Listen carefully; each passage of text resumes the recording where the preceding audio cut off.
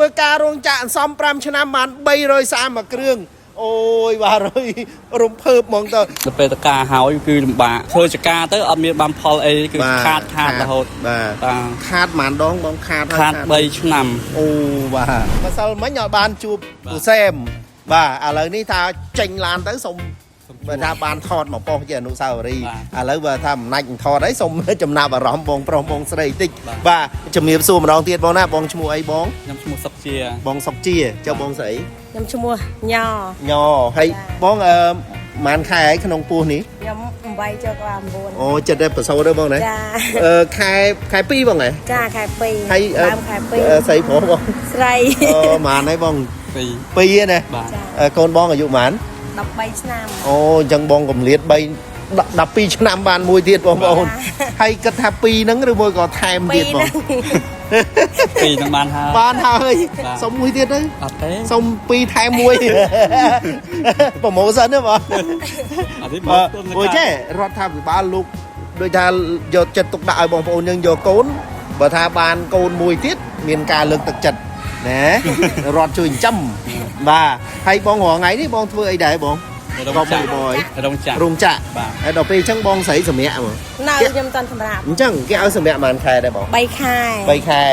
ប៉ុន្តែប្រាក់ឈ្នួលនេះបានធម្មតាចាបាទបងប្អូនអរគ្នាឥឡូវនេះបងប្រុសបងស្រីបាទធ្វើការរោងចក្រមកយក330នេះមកគ្រឿងបងប្អូនហើយនេះចៃញ៉ាញ់អ្នកណាថាធ្វើការរោងចក្របាទគ្មានលទ្ធភាពទិញឡានបងប្អូន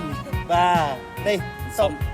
5ឆ្នាំបាទបងប្អូនធ្វើការរោងចក្រសំ5ឆ្នាំបាន330មកគ្រឿងអូយបាទ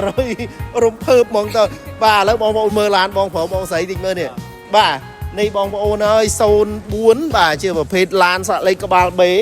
05មកណាបាទនេះបងប្អូនអើយថ្មីជ្រើងបាទអូនិយាយពីថាខាងក្នុងញាក់សាច់មើលកាមេរ៉ាយកគុណភាពឡានបងតិចមើលបងប្រុសបងស្រីធ្លាប់ទិញឡានទេបងលើកទី1បាទហើយលេងលើកទី1វាយ330ហ្មងព្រោះបងចេញមកមុខតិចមើលថាព្រុសក៏មិនជីបាឡែនក៏អត់ស្រឡាញ់300ក៏អត់ Highlander ក៏អត់បាទនិយាយទៅចិត្តអត់ស្រឡាញ់330បាទបំណាច់ថានឹងស្រឡាញ់330ហើយបាទសំ5ឆ្នាំបាទអូយបងហើយបងតាំងពីសំលុយនឹងមករហូតមកទោះតែមានលុយក៏អត់ទិញនៅកណ្ដាលណាដែរមកអេសអូតូមានលុយក៏មិនទិញតាណាដែរមកអេសអូតូបាទចង់ជំរាបបងប្អូនថាស្រឡាញ់330ព្រុសក៏មិនប៉ែតតៃ Highlander ក៏មិនមើល300ក៏អត់ស្រឡាញ់ណាប៉ែតតៃតែ330ហ្នឹងឥឡូវបានសម្រាប់ឲ្យបងប្អូនហេងនេះកូននេះបាទនេះកូនទី2នេះកូនទី3នេះកូនទី2បាទឥឡូវបងមានអារម្មណ៍អីដែរបងបាទខ្ញុំមានអារម្មណ៍ថាពេលខ្ញុំមកទិញនៅនេះមានទំនុកចិត្តខ្ពស់ហើយក៏តាមដានក៏យូរដែរបាទហើយជឿជាក់ការលក្ខខណ្ឌអ្វីមួយគឺខ្ញុំជឿជាក់ហើយបងមើលទៅមិនដែរមើលមកផ្ទាល់ហ្នឹងមកផ្ទាល់ចេះមានអារម្មណ៍ថាទំនុកចិត្តខ្ពស់តែតាមជាងខ្លាំងជាងទូរស័ព្ទទៀតបងឃើញនិយាយទៅខ្ញុំសុំបងប្រុសមុនបងពេញចិត្តកន្លែងណាជាងគេគឺខ្ញុំមានដែលពេញចិត្តគេគឺទំនុកចិត្តខ្ពស់អូខេចុះបងស្រីអញ្ជើញមកទិញនៅនេះទៅពេញចិត្តកន្លែងណាជាងគេដូចគ្នាបាទចាគឺទំនុកចិត្តខ្ពស់ហើយក្តីថ្មីរបស់ខ្ញុំគឺឡានហ្នឹងអូបងអើយបងប្អូនអើយក្តីស្រមៃឯងគ្មានអីសុបាយចិត្តឆ្លងតលេឲ្យបានទិញទៅពេលឥឡូវវាដូចយូរពេកអូបាទបងអើយមានន័យថាបងយកទៅគឺត្រូវតែម្ដងពេលដែលបងឆ្លងតលេយើងមានឡាននេះជូនបងណាយកប្រលប់ណាឬមួយក៏បងអញ្ជើញដូចថាកូនខ្ចីទៅនេះទៅនោះអីយើងមានឡាននេះដាក់អីវ៉ាន់ដាក់អីកូនយើងហ៎បាទចឹងពុកម៉ែបងប្អូនហើយគ្មានអីសុបាយចិត្តជាងយើងអាចសម្រេចក្តីសម័យបានទេឥឡូវខ្ញុំសួរបងតិចមើលមុននឹងសម្រេចក្តីសម័យនឹងថាវាពិបាកយ៉ាងណាខ្លះបងរឿងលំបាកវាលំបាកច្រើនដោយសារអីទី1យើងកូនផងរៀនផងហើយចំគ្រួសារផងបែងចែកលុយហ្នឹងណាបានលុយមកគឺបែងចែកគ្រប់កន្លែងបាទបែងចែកឲ្យនៅសំបានទិញឡានទៀតបាទមើលបងប្រុសបងស្រីតាំងពីចាប់ដៃគ្នាមកពេលណាដែលបងពិបាកជាងគេបងដល់ពេលតការហើយគឺលំបាកមិនបងគឺបាក់ដៃទៅទេបាទហើយក៏ទី1គឺធ្វើចការទៅអត់មានបានផលអីគឺខាតរហូតបាទខាតប៉ុន្មានដងបងខាត3ឆ្នាំអូ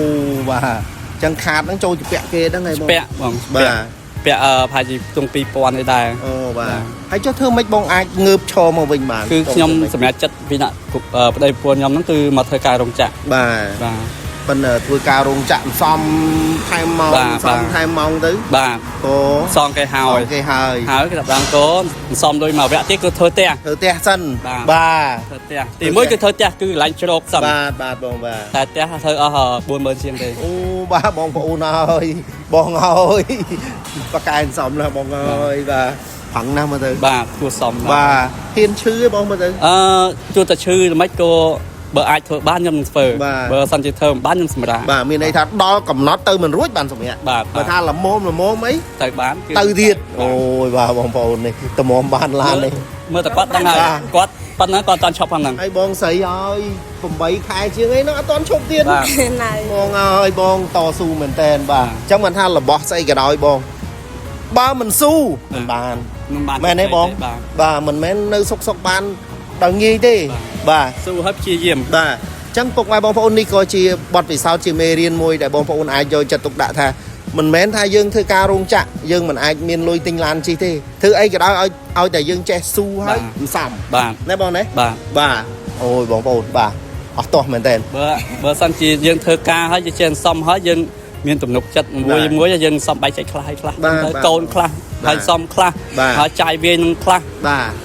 អេ តិចហើយច្រើនតែនៅតែបាន ចុះបើសិនយកបានបើកប្រាក់ខែមក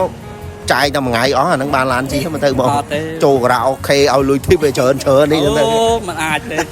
អានឹងដឹងតែអំបិលហើយបងបាទ ចាខ្លួនឯង បាទបង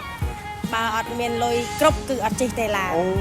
យបាទមិនសំគ្រប់គឺអត់ជិះទេឥ អត់ ឡូវ ជិះទេ បាទ ដាក់កោការខ្លួនឯងគឺកំណត់ខ្លួនឯង បាទ មិនបានគ្រប់បានខ្ញុំមកទិញឡានជិះបានមានក្តីតប់ បាទបាទអរគុណហើយវីរៈភាពនិយាយទៅគឺការខិតខំការបដិញ្ញាចិត្តបងទាំងពីរបាទជាគំរូមួយបាទទៅដល់ពុកម៉ែបងប្អូនយើងដែលចង់បានឡានហើយគាត់មិនដឹងត្រូវធ្វើម៉េចណាបាទ ខ្ញុំក៏សូមឲ្យបងប្អូនអ្នកធ្វើការរោងចក្រហ្នឹង បាទ ជាយាមទៅនឹងបានជោគជ័យដូចគ្នា អូខេបង បាទ បាទឥឡូវចុងក្រោយមានអី5ផ្ញើពុកម៉ែបងប្អូនចង់បានឡានបងប្អូន បើសិនជាបងប្អូនចង់បានឡានបានអីក៏បានដែរមកក្រាស់អីអូតូមកមានទំនុកទឹកខ្ពស់ហើយក៏ជឿជាក់គឺរបស់គឺថាសិនគឺសិន និយាយទៅធានាឲ្យបងប្អូនឡានអត់កាត់តអត់ដូរពណ៌ បាទ ឯកសារមួយគឺមួយ បាទ មានសុពលភាពអត់មានភ្លោះអត់មានជាប់ពាក្យបណ្ដឹងអត់មានដូរពណ៌មានបញ្ហានឹងដូរថ្មី បាទ បាទហ៊ានស៊ីហ៊ានសងបង បាទ ចុងក្រោយជូនពរបងហើយបងស្រីជាពិសេស baby បាទសូមឲ្យបងមានសុខសុវត្ថិភាពនៅក្នុងពេលប្រសូតហើយជាពិសេសហេងបងណាបាទសមាជិកថ្មីសូមឲ្យ